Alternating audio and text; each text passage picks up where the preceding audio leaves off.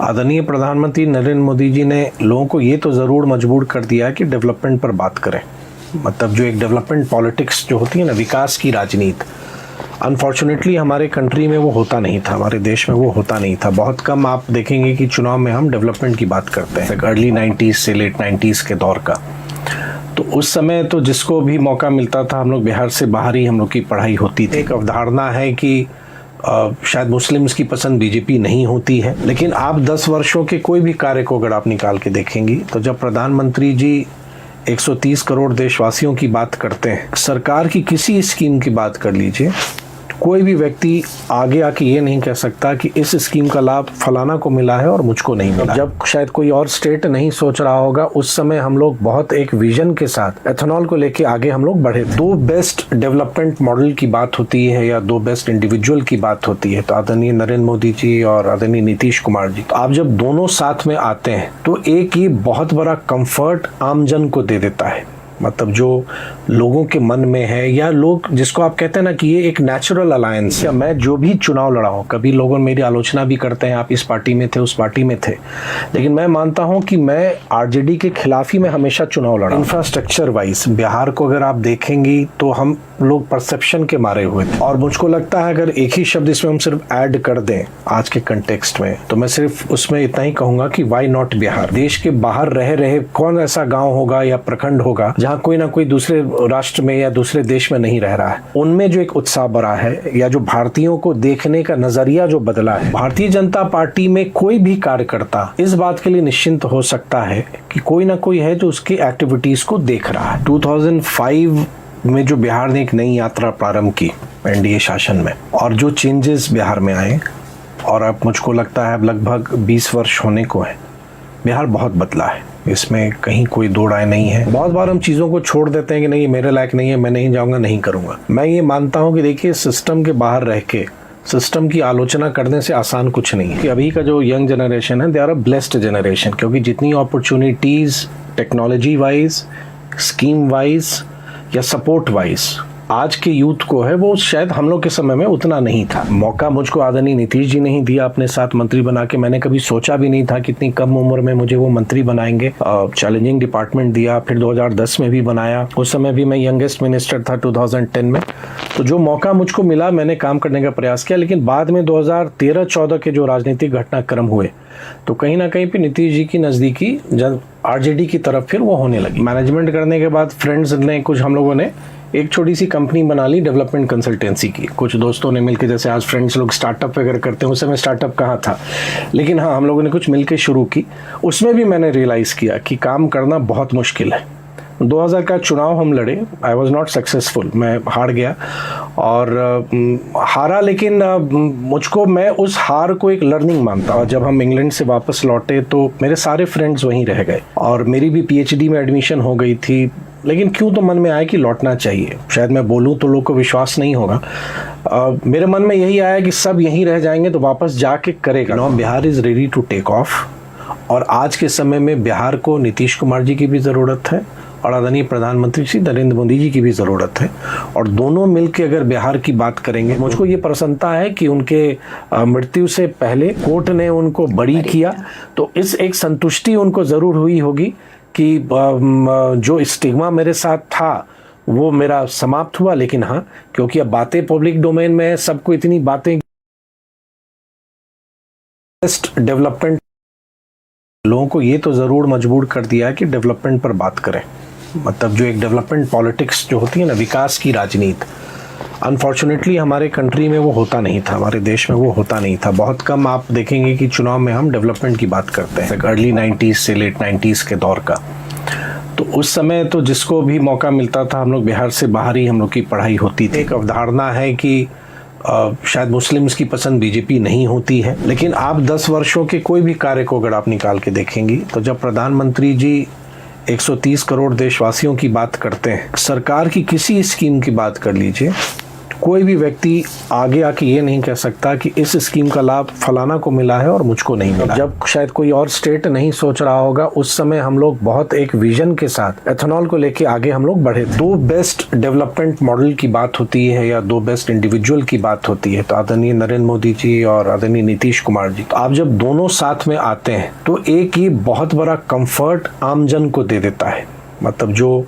लोगों के मन में है, या लोग जिसको आप कहते हैं ना कि ये एक नेचुरल अलायंस। या मैं जो भी चुनाव लड़ा हूँ, कभी लोगों मेरी आलोचना भी करते हैं, आप इस पार्टी में थे, उस पार्टी में थे, लेकिन मैं मानता हूँ कि मैं आरजेडी के खिलाफ ही मैं हमेशा चुनाव लड़ा। इंफ्रास्ट्रक्चर वाइज बिहार को अगर आप देखेंगी तो हम लोग परसेप्शन के मारे हुए थे, और मुझको लगता है अगर एक ही शब्द इसमें हम सिर्फ ऐड कर दें आज के कंटेक्स्ट में, तो मैं सिर्फ उसमें इतना ही कहूंगा कि वाई नॉट बिहार। देश के बाहर रहे रहे कौन ऐसा गांव होगा या प्रखंड होगा जहां कोई ना कोई दूसरे राष्ट्र में या दूसरे देश में नहीं रह रहा है। उनमें जो एक उत्साह बढ़ा है, या जो भारतीयों को देखने का नजरिया जो बदला है, भारतीय जनता पार्टी में कोई भी कार्यकर्ता इस बात के लिए निश्चिंत हो सकता है कि कोई ना कोई है जो उसकी एक्टिविटीज को देख रहा है। 2005 में जो बिहार ने एक नई यात्रा प्रारंभ की एनडीए शासन में, और जो चेंजेस बिहार में आए, और अब मुझको लगता है अब लगभग 20 वर्ष होने को है, बिहार बहुत बदला है, इसमें कहीं कोई दो राय नहीं है। बहुत बार हम चीज़ों को छोड़ देते हैं कि नहीं ये मेरे लायक नहीं है, मैं नहीं जाऊंगा, नहीं करूंगा। मैं ये मानता हूं कि देखिए, सिस्टम के बाहर रह के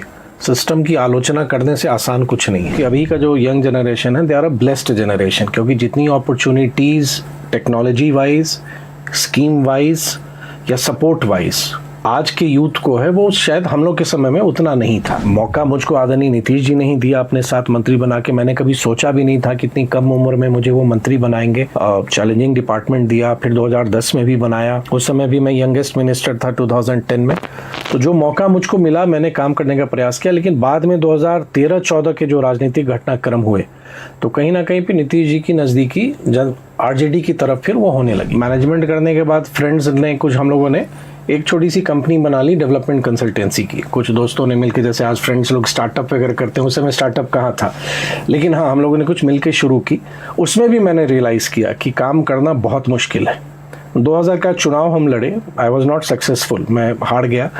और हारा, लेकिन मुझको, मैं उस हार को एक लर्निंग मानता हूँ। जब हम इंग्लैंड से वापस लौटे तो मेरे सारे फ्रेंड्स वहीं रह गए, और मेरी भी पीएचडी में एडमिशन हो गई थी। लेकिन क्यों तो मन में आया कि लौटना चाहिए। शायद मैं बोलूँ तो लोग को विश्वास नहीं होगा, मेरे मन में यही आया कि सब यहीं रह जाएंगे तो वापस जाके करेगा। Now Bihar is ready to take off, और आज के समय में बिहार को नीतीश कुमार जी की भी ज़रूरत है और आदरणीय प्रधानमंत्री श्री नरेंद्र मोदी जी की भी ज़रूरत है।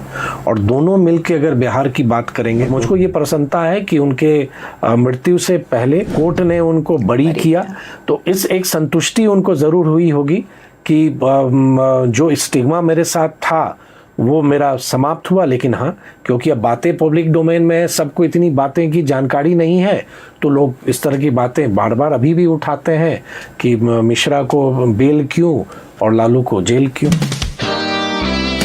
दोस्तों, तो फिर एक बार मुलाकात आप सब लोगों की मेरे साथ और एक अमात्य के साथ होने वाली है। अमात्य संस्कृत ओरिजिन का वर्ड है, और अमात्य उनको कहा जाता है जो मिनिस्टर हैं, जो काउंसलर्स हैं, और ऐसे ही एक यंग, डायनामिक, और मैं उन्हें जेंटलमैन कहती हूँ, और वैसे ही सौम्य व्यक्ति से हम आज मिलने वाले हैं, जो कि बिहार के आज की तारीख में टूरिज्म और इंडस्ट्री के मिनिस्टर हैं, और एक बहुत ही शानदार व्यक्ति हैं। तो आइए मुलाकात करते हैं श्री नीतीश मिश्रा जी से। नमस्कार नीतीश मिश्रा जी। बहुत धन्यवाद, थैंक यू। आप सब लोगों का स्वागत है GTRI में, और मैं आपका भी स्वागत करती हूँ GTRI के पॉडकास्ट शो में। तो हमारे इस शो की शुरुआत मैं एक ऐसे ट्रिकी क्वेश्चन से करना चाहती हूँ आपसे। वैसे तो दोस्तों, आप सब लोगों को मैं ये बताना चाहूँगी कि मैंने इन्हें यंगेस्ट डायनामिक इसीलिए कहा क्योंकि आज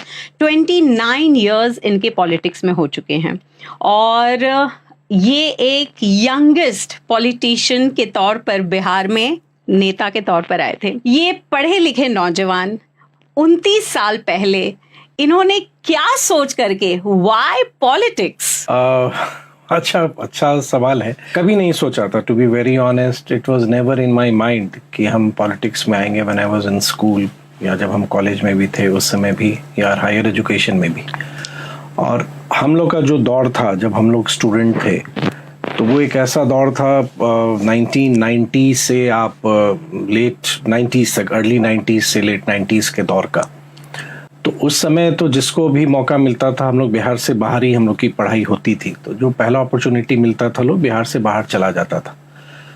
तो हम भी उसी दौड़ में थे। और राजनीति, क्योंकि परिवार में एक पॉलिटिकल फैमिली से आते हैं, तो स्वाभाविक है राजनीतिक परिवेश में, कंटेक्स्ट में, वातावरण में आपका लालन पालन होता है, उन चीज़ों को आप देखती हैं, तो बहुत सहज रूप से आप उस पूरे इकोसिस्टम में आप एक तरह से कहिए रच बस जाते हैं।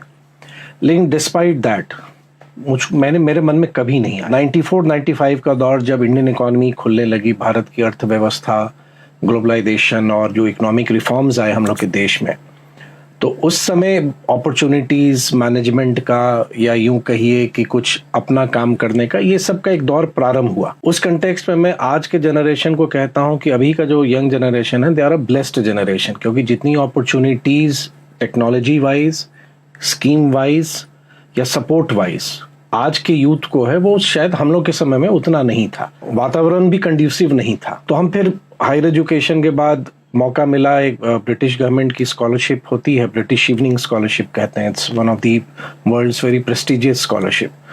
तो उसकी वो स्कॉलरशिप मुझे मिली, मैं फिर इंग्लैंड चला गया मास्टर्स करने के लिए, ग्लोबल पॉलिटिकल इकोनॉमी में करके आया। तब भी राजनीति मेरे मन में नहीं थी। हाँ, इतना ज़रूर था क्योंकि डेवलपमेंट सेक्टर में रुचि थी और वॉलंटरी ऑर्गेनाइजेशन वगैरह के साथ काम करके चीज़ों को समझना, या बिहार को जान ही रहे थे। हमने अपने थीसिस में बिहार के बैकवर्डनेस पे ही हमने हमारा डिसर्टेशन भी था, तो उन चीज़ों को बहुत ही माइन्यूटली मैंने देखा। उस समय का एक ऐसा दौर था 2000 में, जब हम इंग्लैंड से वापस लौटे तो मेरे सारे फ्रेंड्स वहीं रह गए और मेरी भी PhD में एडमिशन हो गई थी। लेकिन क्यों तो मन में आया कि लौटना चाहिए। शायद मैं बोलूँ तो लोग को विश्वास नहीं होगा, मेरे मन में यही आया कि सब यहीं रह जाएंगे तो वापस जाके करेगा कौन। लेकिन ऑनेस्टली इसी सोच ने मुझको किक दिया और मैं वापस लौटा, और वापस लौट के एजुकेशनल इंस्टीट्यूशन से जुड़ के, NGO से जुड़ के कुछ ग्रास रूट पर काम मैंने शुरू किया। लेकिन जो प्रॉब्लम्स उसमें आ रही थी, मुझको लगा कि ये शायद हम उस सिस्टम में बाहर रह के चीज़ों को शायद उतनी दुरुस्त नहीं कर पाएंगे। राजनीतिक तौर पर मैंने प्रारंभ में ही कहा, एक पॉलिटिकल फैमिली से हूँ, तो हमारे फादर की राजनीति उस समय एकदम ढलान पर थी। तो राजनीति में उन्होंने अपनी एक पार्टी बना रखी थी। तो 2000 के विधानसभा चुनाव आ गए फरवरी में। तो मुझे अचानक से लगा कि मेरा एक अंदर से एक मजबूत, एक आप कन्विक्शन कह सकती हैं, लगा कि नहीं, इसी में अगर यही सबसे सही प्लेटफॉर्म है कि अगर आप समाज में बदलाव लाना चाहती हैं, अगर आप लोगों के लिए कुछ करना चाहती हैं, और जीवन का एक पर्पस कि ईश्वर ने आपको मौका दिया है, जब तक आप हैं कुछ ऐसा कर जाइए कि जो आपके काम से लोग आपको याद रखें। कुछ उस तरह का दिमाग में वो था। I was 26 years, 2000। Too young. हाँ, Too young. पढ़ाई वढ़ाई करके जस्ट लौटे ही थे। तो उस बीच में कुछ फ्रेंड्स के साथ हम लोग ने, जैसे आज ये नहीं है कि जॉब सीकर मत बनिए, जॉब क्रिएटर बनिए। तो मैं जब मैनेजमेंट की पढ़ाई कर रहा था फोर्ड स्कूल ऑफ मैनेजमेंट में, तो हमारे जो प्रोफेसर थे वो अक्सर हम लोग को इंस्पायर करते थे that try to be a job creator and never be a job seeker. तो बहुत ही इस सोच से बहुत इंस्पिरेशन मिली। मैनेजमेंट करने के बाद फ्रेंड्स ने, कुछ हम लोगों ने एक छोटी सी कंपनी बना ली डेवलपमेंट कंसल्टेंसी की। कुछ दोस्तों ने मिलकर, जैसे आज फ्रेंड्स लोग स्टार्टअप वगैरह करते हैं, उस समय स्टार्टअप कहाँ था, लेकिन हाँ, हम लोगों ने कुछ मिलकर शुरू की। उसमें भी मैंने रियलाइज़ किया कि काम करना बहुत मुश्किल है। 2000 का चुनाव हम लड़े, आई वॉज नॉट सक्सेसफुल, मैं हार गया। और हारा, लेकिन मुझको, मैं उस हार को एक लर्निंग मानता हूँ। मैं हमेशा अपने कॉन्स्टिट्यूंसी झंझारपुर में अपने डिफीट के बाद भी मैंने हर एक जगह लोगों को कहा कि शायद जब मैं 2005 में जीता, कि 2000 की हार ने ही मेरी बुनियाद रखी ज़मीन से जुड़ने की, लोगों से कनेक्ट होने की। झंझारपुर में 2002 और 4 में फ्लड आया बहुत बड़ा, उसमें मैंने बहुत काम किया। और फिर पीपल्स एक्सेप्टेंस हो गई 2005 में, और फिर ऐसा संयोग हुआ कि मुश्किल से चुनाव जीते। चुनाव लड़ना जीतना आसान नहीं है। विधानसभा भंग हो गई 2005 में, अगर आपको याद होगा तो फरवरी में चुनाव में के बाद मैंडेट किसी को नहीं आया, तो विधानसभा डिसॉल्व हो गई। तो वो भी एक झटका लगा कि भाई विधानसभा भंग हो गया, फिर आपको चुनाव में जाना है। लेकिन झंझारपुर के लोगों का स्नेह, आशीर्वाद, ईश्वर की का आशीर्वाद कि नवंबर में जीते, and I became the youngest minister at the age of 32। तो राजनीतिक यात्रा ऐसे ही शुरू हुई। बिल्कुल। वैसे दोस्तों, आप लोगों को अगर नहीं पता है तो आप लोगों को बता दूं कि नीतीश मिश्रा जी के चाचा जी ललित नारायण मिश्रा जी, जिनको कौन नहीं जानता है, और उनके नाम से यूनिवर्सिटी भी है, और पिताजी जगन्नाथ मिश्रा जी जो हैं वो 3 बार चीफ मिनिस्टर रहे हैं बिहार के, और अब हम देख रहे हैं नीतीश मिश्रा जी को। तो क्या ये लेगेसी को आपने मतलब कहीं ना कहीं साइकोलॉजिकली दिमाग में रहा था कि ये पॉलिटिकल लेगेसी है? जैसे आज की तारीख में नहीं कह रहे हैं कि भाई फैमिली, परिवारवाद। टू बी वेरी ऑनेस्ट, ये कभी मन में नहीं आया। और अगर मैं ये दूं, हम लोग की फैमिली की और लगभग मोर देन 100 ईयर्स का एक इतिहास रहा है।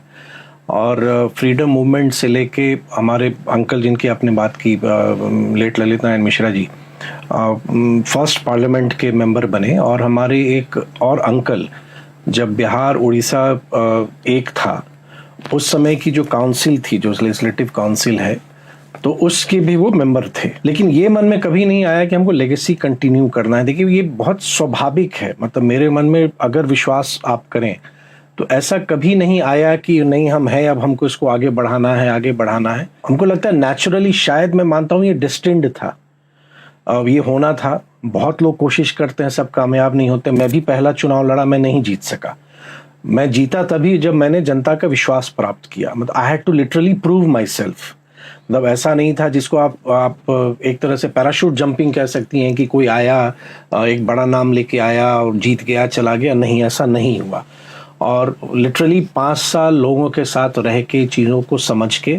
हाँ, लेकिन ये ज़रूर है कि एक राजनीतिक परिवार से आए हैं, लेकिन हमारे परिवार ने बहुत सारे इंस्टीट्यूशंस भी बिल्ड किए। मतलब हम लोगों ने हमेशा देखा, हमारे ग्रैंडफादर ने या हमारे फादर ने उस समय विनोबा भावे जी के साथ बहुत जुड़े रहे, तो हज़ारों एकड़ लैंड हम लोगों ने, लैंडलेस को हम लोगों ने दी। तो एक वो चीज़ लोगों के लिए करने की प्रवृत्ति शुरू से रही। और मुझको लगता है कि शायद ईश्वर ने यही भूमिका मेरे लिए तय की थी, और यहाँ पर मैं आया। और जब देखते देखते 6 चुनाव लड़ लिया, अब मुझको लगभग अगले साल 25 वर्ष चुनावी पॉलिटिक्स के मेरे हो जाएंगे। जी बिल्कुल। 6 चुनाव में 4 जीता, 2 हारा, लेकिन हर एक हार में मैंने सबक सीखा। और मैं ये मानता हूँ कि जब जनता आपको चुनती है, हमेशा आपको साबित करते रहना पड़ता है। ऐसा कभी नहीं होता है कि आपको एक बार जनता ने चुन लिया, अब आप निश्चिंत हो गए।